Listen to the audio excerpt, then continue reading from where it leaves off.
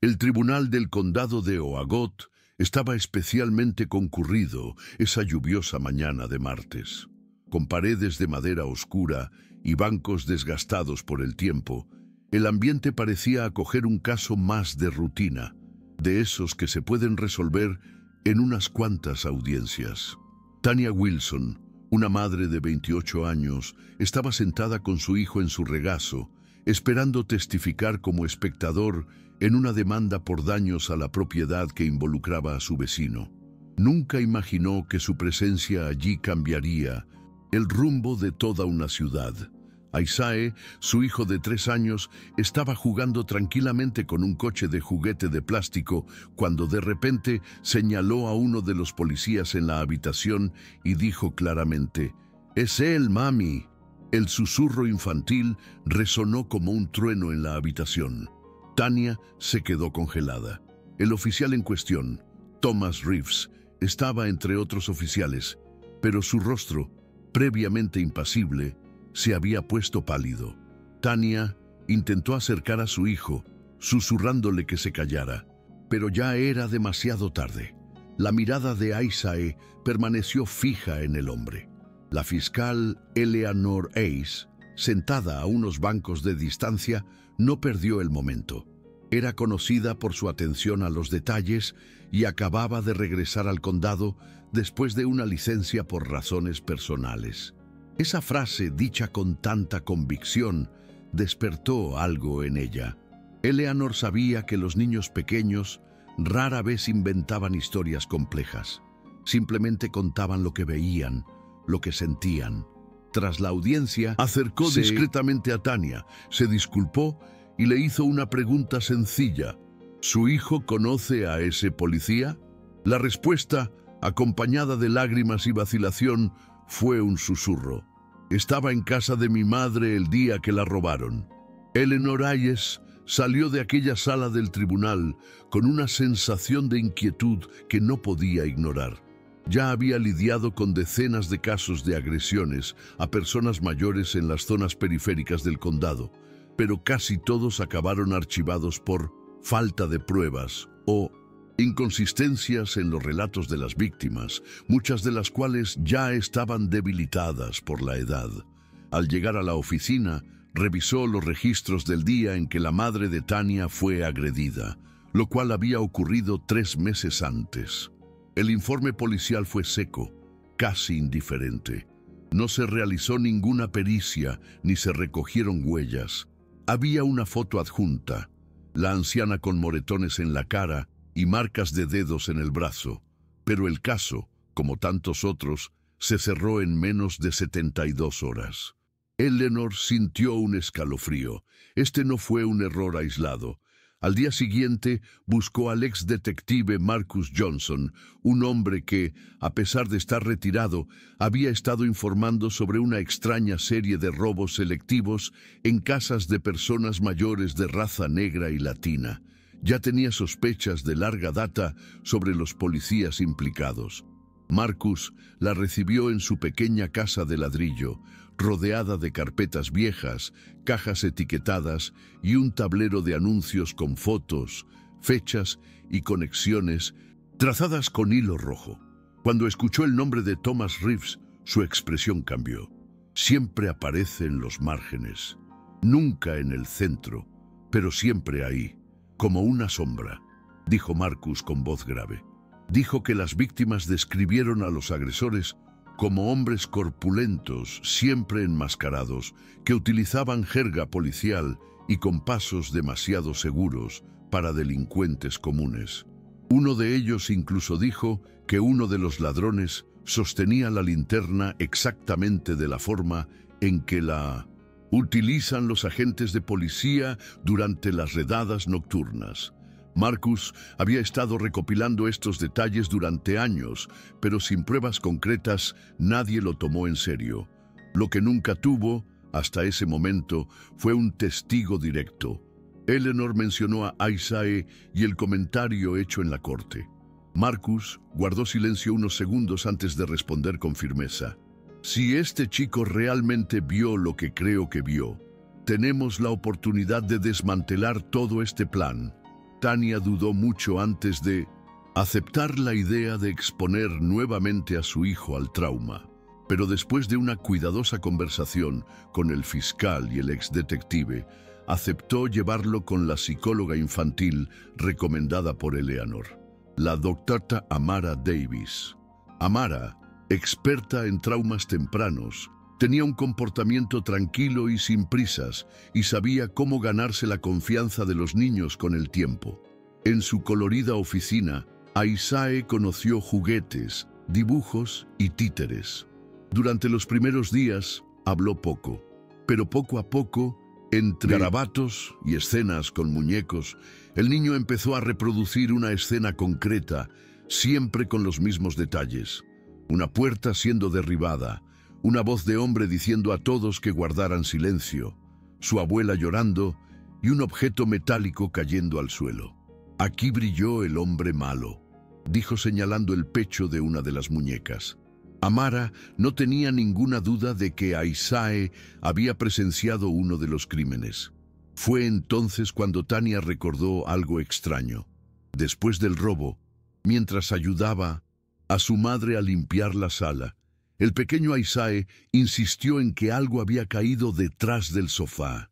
En ese momento pensó que era solo un juguete perdido y no le prestó atención. Pero ahora que todo estaba saliendo a la luz, regresó a casa de su madre y pidió comprobarlo. Con la ayuda de Marcus, que acompañó la visita, separaron el sofá de la pared. Encajada entre la madera de la pared y el suelo, casi invisible, había una placa de metal con las iniciales TR grabadas. Era una placa de identificación en miniatura, una especie de llavero personalizado con el número de matrícula de Thomas Reeves. El impacto fue inmediato.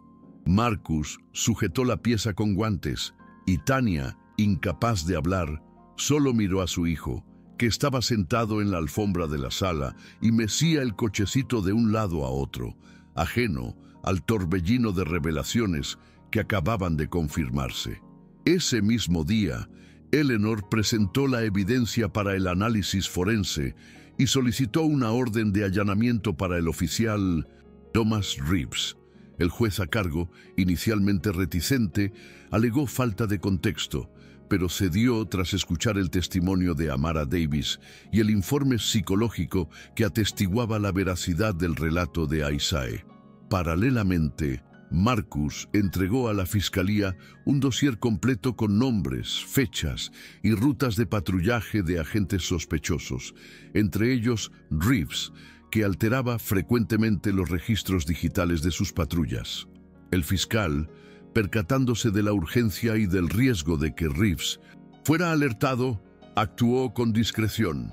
Cuando los investigadores llegaron a su casa, encontraron uniformes adicionales, máscaras tácticas y recibos de depósitos bancarios a nombre de otra persona.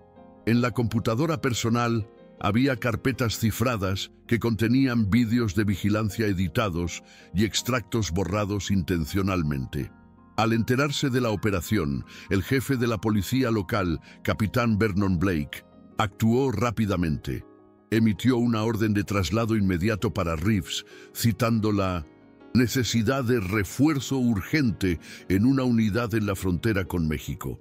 El intento de sacarlo de la investigación causó alarma. El fiscal Hayes, con el apoyo de Marcus y una joven empleada del departamento, Sandra Pearson, descubrió el plan y lo informó al FBI. Sandra, hasta entonces solo secretaria administrativa, había notado movimientos extraños y constantes intentos de borrar informes de los archivos oficiales. Al ver que la orden de traslado había venido directamente de la oficina del capitán, decidió actuar. Envió un correo electrónico anónimo con todos los documentos que tenía guardados en un pendrive, describiendo fechas, nombres e interferencias. Ese fue el detonante. En 48 horas, agentes federales se hicieron cargo de la investigación y arrestaron a Reeves antes de que cruzara la frontera. La noticia del arresto de Thomas Reeves se difundió con una velocidad asombrosa. En menos de 2 días, el caso ya había cruzado las fronteras del condado de Oagod y era noticia nacional. No pasó mucho tiempo hasta que otras personas mayores, previamente silenciadas por el miedo o la incredulidad hacia las autoridades, comenzaron a denunciar crímenes similares. Algunos recordaron detalles específicos: la forma en que los atacantes usaban la jerga policial, el uso de guantes tácticos, el olor a grasa de armas e incluso el tono de voz autoritario que era diferente al de los delincuentes comunes. Eleanor Hayes, con el apoyo del FBI, creó un grupo de trabajo para revisar todos los casos sin resolver de los últimos 5 años relacionados con robos en hogares de minorías. El patrón era claro. Las invasiones siempre ocurrían de noche, los registros policiales eran escasos y las investigaciones casi siempre concluían en tiempo récord. La sospecha ahora se convirtió en certeza. Había una red de corrupción dentro de la propia corporación. Mientras toda la ciudad comenzaba a darse cuenta de la profundidad del escándalo, Tanya Wilson vivía una rutina silenciosa y tensa. Ella trató de proteger a su hijo de la exposición, mientras que al mismo tiempo era buscada constantemente por periodistas, abogados y curiosos. Isaiah, por su parte, parecía ajena a la conmoción. Todavía jugaba con los mismos coches, dormía con el osito de peluche mugriento y pedía leche con chocolate todas las noches. Pero Amara Davis lo sabía. Incluso sin comprender la magnitud de lo que estaba sucediendo, sentía el peso de la mirada de los adultos que lo rodeaban. Durante las sesiones, Isaiah comenzó a preguntar con frecuencia si el hombre malo volvería. Amara trabajó para que él se sintiera seguro, pero también reconoció la importancia de preservar su memoria, ya que había sido crucial. Se hizo una solicitud formal para que Isaiah no fuera citada a testificar ante el tribunal. En cambio, se adjuntaron a la demanda grabaciones de las sesiones con Amara autorizadas por Tanya. El juicio fue programado con prioridad, dada la protesta pública y el volumen de pruebas reunidas.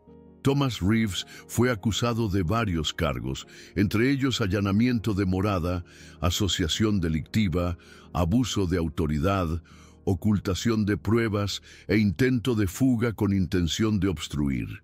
Otros 5 agentes de policía también fueron acusados con base en investigaciones realizadas por el grupo de trabajo.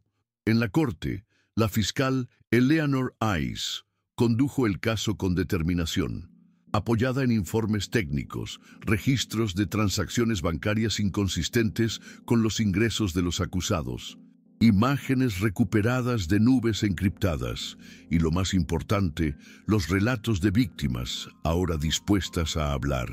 La defensa intentó desacreditar los testimonios y cuestionar la validez de las grabaciones de Isaiah, pero sin éxito. El jurado, integrado por vecinos de diferentes barrios y etnias, no tuvo dudas dada la claridad de las pruebas. Las condenas se produjeron en bloque, con penas que totalizaron décadas de prisión. Afuera del juzgado, una multitud seguía los acontecimientos con cinto, carteles, cámaras y oraciones. Entre ellos, Tanya sostuvo a Isaiah en su regazo, protegiéndolo del acoso y las luces. Ella no quería que su hijo se convirtiera en un símbolo, pero no había forma de evitarlo. Su nombre apareció en titulares como "El niño que reveló la verdad" y "La voz de 3 años que rompió el silencio de décadas". Aún así, Tanya insistió en mantener intacta la rutina familiar. Llevaba a su hijo al parque, leía cuentos por la noche y evitaba la televisión tanto como podía. Isaiah, sin entender exactamente lo que había sucedido, simplemente repetía: "Mamá dijo que el hombre malo se fue para siempre". Incluso con todo el impacto, Tanya sabía que esto era solo el comienzo. Habría preguntas, traumas, invitaciones inapropiadas, pero en el fondo, ella también lo sabía. Si no fuera por esa sentencia inocente en el tribunal, tal vez todo seguiría enterrado bajo archivos borrados y miedos silenciados. Con el caso ahora cerrado judicialmente, El condado de Oagot se encontró frente a una responsabilidad histórica. Presionados por la opinión pública y organizaciones de derechos civiles, los concejales aprobaron por unanimidad la creación del programa AISAE, una serie de medidas sin precedentes de supervisión y transparencia en la actuación policial. Entre las demandas estaban cámaras corporales con transmisión en tiempo real, auditorías externas obligatorias en casos que involucren a víctimas negras o latinas y el uso de inteligencia artificial para detectar patrones de abuso en los informes policiales. El dinero recuperado de las cuentas offshore de los acusados, más de $8 millones, fue destinado a un fondo de reparaciones para las familias afectadas por los crímenes de la red. Por primera vez en décadas, personas mayores, como la madre de Tania, recibieron una compensación formal y visitas regulares de equipos de atención comunitaria. Al mismo tiempo, Tania empezó a ser buscada por organizaciones, universidades y medios de comunicación. Rechazó la mayoría de las invitaciones, no por miedo, sino por convicción. Dijo que su prioridad era su hijo, no las cámaras. Aún así, aceptó participar en una audiencia pública en Washington, donde relató su experiencia con firmeza, sin adornos, de un modo que conmovió incluso a los senadores presentes. Su discurso se hizo viral. Mi hijo solo dijo la verdad. No es un milagro, es escuchar. Desde entonces, Tania ha colaborado con una ONG que capacita a madres negras para reconocer trauma en niños pequeños y enfrentar el silencio institucional que tan a menudo hace invisibles sus historias. El nombre de AISAE se utilizó para nombrar centros comunitarios en 4 ciudades, y aunque todavía le asustan los truenos o los ruidos fuertes, empieza a sonreír cuando alguien le dice que es un niño muy valiente. Poco a poco la ciudad realmente cambió. Lo que antes era considerado rutina policial comenzó a ser revisado cuidadosamente. Los vehículos comenzaron a circular con monitoreo GPS público y se conformó una nueva Defensoría del Pueblo con representantes elegidos por la propia comunidad. Las escuelas del condado han incorporado talleres sobre ciudadanía, derechos civiles y escucha activa para niños. En la pequeña guardería de AISAE, el coordinador se aseguró de incluir un módulo especial sobre el coraje y la empatía. Sin saberlo, el niño se convirtió en un referente entre los profesores que antes evitaban hablar con los alumnos sobre violencia o injusticia. Ahora usaron su historia como ejemplo de cómo la verdad, incluso viniendo de alguien tan pequeño, puede cambiarlo todo. Tania observaba todo con una mezcla de gratitud y cansancio. Aún conservaba cicatrices, noches de insomnio, miedo a las represalias, desconfianza ante las miradas extrañas, pero había algo diferente en el aire. Por primera vez, sintieron que ya no estaban solos. Una mañana de otoño, mientras caminaba con AISAE por la plaza central de la ciudad, Tania se detuvo frente a un mural recién pintado. La imagen de un niño con un coche de juguete en la mano, señalando hacia adelante con el dedo. Abajo, una frase sencilla. Es él, mamá. Fue un homenaje público, realizado por artistas locales, y ya se había convertido en un punto de visita de escuelas y turistas. AISAE miró el mural, frunció el ceño y preguntó, «Soy yo, ¿verdad?» Tania sonrió apretando la mano de su hijo. «Sí, hijo, eres tú». Se quedó en silencio un rato y luego soltó, «Pero no me gusta ser famoso». Rió. «No tiene por qué gustarte, simplemente tienes que ser tú». En ese momento, entre el viento suave y el sonido lejano de los niños jugando, Tania comprendió que, aún con todo el dolor, algo inmenso había nacido allí, y que tal vez, a su debido tiempo, AISAE comprendería la magnitud de lo que había hecho sin siquiera saberlo. En las siguientes semanas, Tania volvió a un viejo anhelo: estudiar. Se matriculó en un curso técnico de asistencia social, decidida a trabajar con familias en situación de vulnerabilidad, especialmente madres solteras como ella. No fue fácil ajustar su horario entre las clases, el trabajo y el cuidado de Aisae, pero ahora tenía apoyo. Los vecinos comenzaron a ofrecer ayuda con el transporte. Un maestro de la escuela de su hijo se ofreció a cuidar niños. Los días de exámenes e incluso desconocidos enviaron libros y materiales didácticos. Por primera vez en años, Tania sintió que era parte de una red y que ya no estaba en guerra con el sistema. Cada lección, aprendida en el aula, parecía estar en diálogo con su propia experiencia, como si su trayectoria finalmente tuviera un nuevo propósito. Cuando relató en un ensayo lo ocurrido en el tribunal, la profesora pidió permiso para compartir el texto con sus compañeros. Muchos lloraron, otros dieron una ovación de pie. Mientras tanto, Aisae continuó creciendo con una curiosidad y sensibilidad inusuales. A los 4 años ya se hacía preguntas sobre qué es la justicia y por qué la gente mala lastima a otros. Amara Davis todavía lo seguía mensualmente y dijo que su recuperación emocional era un proceso continuo, pero con señales muy positivas. Era empático. Le gustaba cuidar a sus compañeros más jóvenes en la escuela y le encantaba escuchar historias de héroes, aunque prefería a aquellos que ganaban con palabras en lugar de con puñetazos. Tania, por su parte, había aprendido a lidiar con la atención pública sin perderse en ella. Rechazó invitaciones a reality shows o exposiciones sensacionalistas. Cuando la gente se acercaba a ella para hablar del caso del niño prodigio, ella los corregía. No fue un milagro, fue escuchar, fue valentía y fue verdad. Esa frase, repetida con firmeza, se había convertido en un mantra. No por vanidad, sino por responsabilidad, porque sabía que, en algún lugar, otras voces aún esperaban ser escuchadas. En los pasillos de la fiscalía, el nombre de Eleanor Ace se convirtió en sinónimo de cambio real. Se había convertido en una referencia nacional a la hora de escuchar a los niños testigos y proteger a las víctimas vulnerables.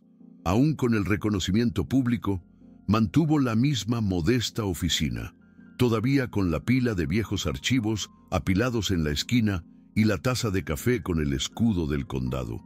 Para ella, el caso de Aisae no fue solo una victoria legal, fue una llamada de atención.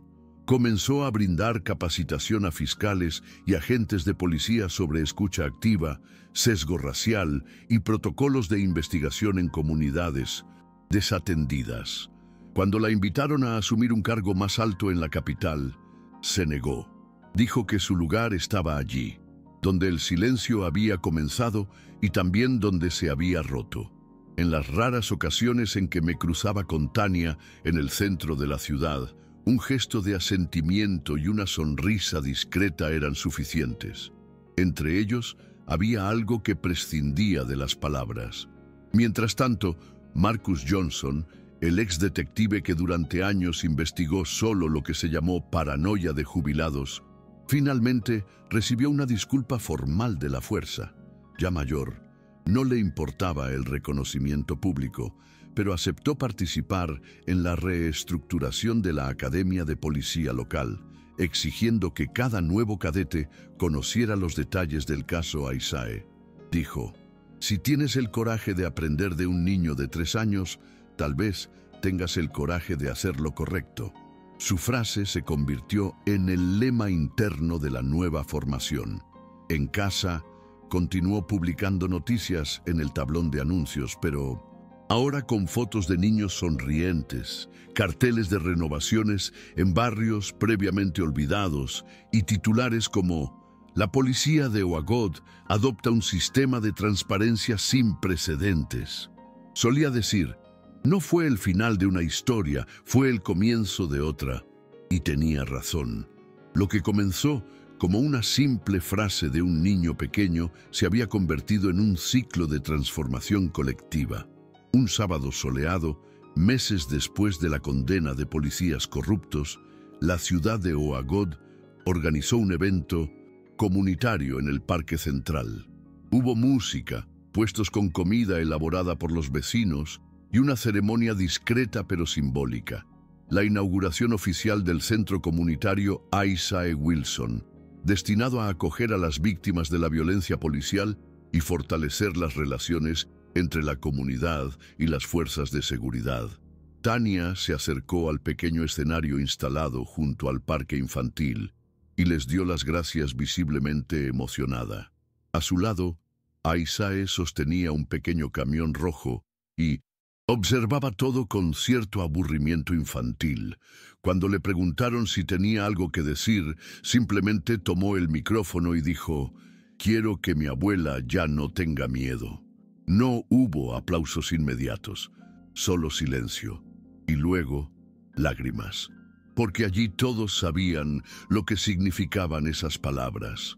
Esa noche, ya en casa, Tania acostó a su hijo y lo observó unos minutos. Durmió plácidamente, respirando levemente y con los brazos sueltos sobre la almohada. Se sentó en el borde de la cama por los rizos y pasó recordando todo lo que habían vivido aquel día en el tribunal. Cómo algo tan pequeño, una frase espontánea, dicha sin ensayo, había desencadenado tanto. Fue difícil de explicar, pero lo que importaba era que ahora había un antes y un después. Antes miedo, silencio, omisión, luego escucha, movimiento, justicia. Tania apagó la luz y salió de la habitación en silencio. Por primera vez en mucho tiempo sentí que el futuro no era una amenaza, era una posibilidad. A la mañana siguiente, mientras desayunaban juntos, Isaiah preguntó si podía llevar 2 cochecitos a la escuela en lugar de 1. Tania sonrió y dijo que sí. Pequeñas decisiones como esa, que antes parecían intrascendentes, ahora tenían un peso diferente. Eran señales de que estaba lo suficientemente seguro como para volver a ser solo un niño. Ella sabía que con el tiempo vendrían otros recuerdos, que tal vez haría preguntas más difíciles o querría entender por qué tenía que ver lo que vio. Pero también sabía que estarían listos, porque ya habían pasado por lo peor y derrotado. Al salir de casa, el niño miró la calle empapada de rocío y dijo: «Hoy va a ser un buen día». Y Tania, sosteniendo su mochila con una mano y su corazón con la otra, respondió: «Sí, lo harás, hijo. Será un día muy bueno». La historia de Isaiah Wilson no estuvo hecha de héroes perfectos ni de grandes gestos. Se construyó con la escucha, el coraje cotidiano y la decisión de no permanecer callado ante el absurdo. Un niño de 3 años vio lo que muchos no querían ver y habló. Su madre decidió creerle, un fiscal decidió investigar, un exdetective persistió incluso cuando nadie más le creyó, un psicólogo escuchó sin prisa y una ciudad entera finalmente se detuvo a escuchar. No había nada mágico allí, era real, y por esa misma razón es transformador, porque a veces todo lo que se necesita para cambiar el mundo es prestar atención a lo que un niño tiene que decir.